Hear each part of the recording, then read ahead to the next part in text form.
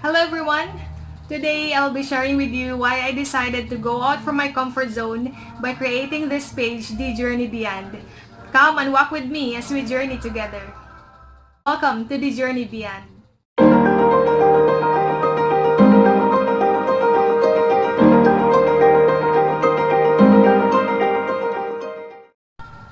Hello guys! First and foremost, I would like to thank you for your support and your presence in my own journey. Thank you for allowing me to enter as well into your personal lives by allowing my videos and my posts to be shared to others. Thank you so much. And thank you for allowing the Lord to speak to you at some point. I would like to share with you today why I started this page. It all started when I joined a conference for new evangelization at the University of Santo Tomas. It was a very beautiful conference and very memorable. I was so moved and touched by the idea of sharing Christ to others through my social media accounts. I was so disturbed. I went home to Cavite, and then after a few months, I was really disturbed for how many months that I think God was really moving me into doing something beyond my own self. I really asked the Lord, what is it? Ano yung pinapagawa ng Diyos sa akin? I really asked Him on, ano kayang pwede ko pang gawin, Lord? In what way can I share you to others?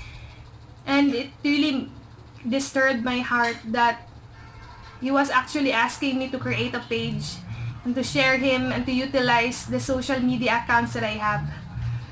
Then, I created a page and I started to share Him in the social media. It was very big step for me. If you know me, I am not into really sharing my own life to others. I am not a very public person kasi sobrang mahiyain talaga ako. I even am afraid of being looked at or being seen by people. Kahit profile picture ko, nahihiya akong makita siya na ibang tao dati. And so it was really a big step outside my own comfort zone, creating a page that I will be sharing my own journey. But it was God's call, and I cannot resist God's call at that time, and even up until now. And it was for me the best way that I could answer to God's call for me at that moment. So I created my page, The Journey Beyond. And few months after that, I discovered that I should know why I started the page. What should be my content? What should be my theme for my own page? Then I thought that it was just sharing my own personal journey with you. I thought that it was just a picture I took from my own journey and my own personal journey as well. Then after many months, I discovered that I have this tendency of being swayed by the world standards. I discovered that I am tempted to look at other pages and to compare my own self with them. After many months, I discovered that I have this tendency of comparing my own self to others, which is also my weakness even way before. That I have really a weakness of looking at myself as always inferior from other people. Then this page of mine became an avenue for the other side to tell me that I am not good enough. An avenue for me to look at myself as if I could not be someone else. I could not be like other people. I could not be as influential as them. I could not be as good as them in writing and in sharing my own thoughts. Because naturally, I know I am not good in writing. I am not good in creating my own thoughts, in wrapping it up. I know I'm not good at that. But after a few months, I discovered that I dwell on that idea that I am not good enough. And then I realized that God was actually asking me to go back to why the very first reason why I started the page, The Journey Beyond. Then I really took time to slow down, to ask God to empty me. I once posted, the Lord empty me from my idea of the fullness from the world, empty me from my idea of being good, empty me from what I know. It was really a very personal prayer that I have, to empty me from my desire to speak up always. Then the Lord led me to that emptiness.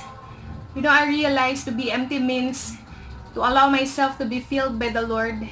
To be empty means to allow myself to be to experience a kind of desolation, and to find that my only consolation in this world is God. No one else. Nothing else. And I discovered that all the accomplishments that I think I should have, that all the likes, the views, that the many things that the world considered as something big, does not matter on God. What matters is how do I cultivate my relationship with Him, and how do I respond to His call for me. Then I go back to writing why I started the page, The Journey Beyond. Then I discovered three beautiful things that the Lord allowed me to see in my own journey. The Journey Beyond was always about finding meaning in life. First, it's meaning. Finding meaning in my own personal journey. Finding meaning in my life. And knowing that my life will always have meaning. Then I discovered that is God's call for me, to share to others that our life has a meaning. That in our journey, in what circumstance we are in, there will always be meaning. We can always find meaning. And that is The Journey Beyond all about. It is looking beyond my own circumstances. It is looking beyond my own present situation. Looking beyond with an eyes of faith in my own life. And the second, the Lord allowed me to discover that The Journey Beyond is always about finding purpose. Finding my life's purpose. I always shared with you that I really desired to become a saint. I really desired to strive to be holy. It is very difficult. Very, very difficult. But through The Journey Beyond, it became my own avenue for me to remember and to be reminded that I have a purpose. That my purpose is to strive for holiness. My purpose is to be fully alive. And my purpose is to go home to my ultimate destination. In time, in God's time. My purpose is to live out God's messages in my own life. And I discovered that is my own purpose. My purpose is to share it to others as well, for them to know their own purpose. For them to know that this life that we have is just temporary. What we have to do is to live out our own purpose while we still have time to do so. It is temporary because our permanent home is not from here. Our home is in heaven. And that is for me, my life's purpose. To use my time well while I am still here. To discover God's purpose for me and to live it out and to share it to others. And that is The Journey Beyond all about. To share my own life's purpose and to discover other people's purpose as well. And lastly, the Lord allowed me to discover that The Journey Beyond is all about the journey. The journey beyond. It's all about my everyday experiences. It is always about the ordinary things that is happening in my personal life. It is not about the glamorous one. It's It's not about the big things. It is about the ordinary, the small things, the small victories, the quiet victories that the Lord allowed me to experience. It is all about looking beyond in my own journey. I realize I don't have to be like other pages, that I don't have to be like someone else, because the journey beyond is always about my own personal journey with the Lord. It is always about my own adventures with Him. You know, these three things really made my heart full for the past weeks. It took me quite some time to fully understand that in this life we will always be tempted. The world will always tell us other ways, other things, not true to our identity. And I realized that we're always tempted to believe that we will never be good enough. We will always be tempted to look at our life as if wala naman talagang meaning to. But I realized recently that even amidst temptations, we are to persevere in our faith. Even amidst temptations, we have to believe that God is working beautifully in our lives. Even amidst temptation, we are to fight and to be steadfast, to persevere in fighting the good fight of faith. No, this weakness of mine is something that I will never be ashamed of. That I have my own weakness, I have my own tendencies, and knowing that I have these tendencies, it means that I have a bigger God who can conquer all of these tendencies of mine. Darating man ang time that I'll be tempted again to believe that I am not good enough.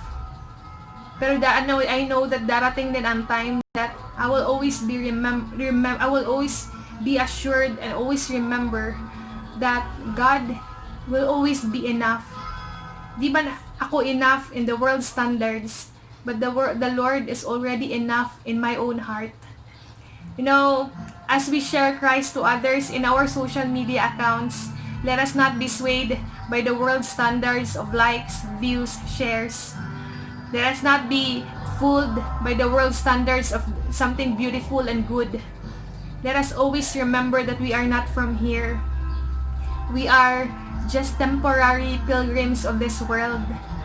And now we are in a journey to our ultimate destination, and that is heaven. And while we are still here, we are to make the most of our time and share Christ and live out our purpose, find meaning in our lives, and share it to other people. I am Deanne. I hope you've learned something today. Let us make our everyday a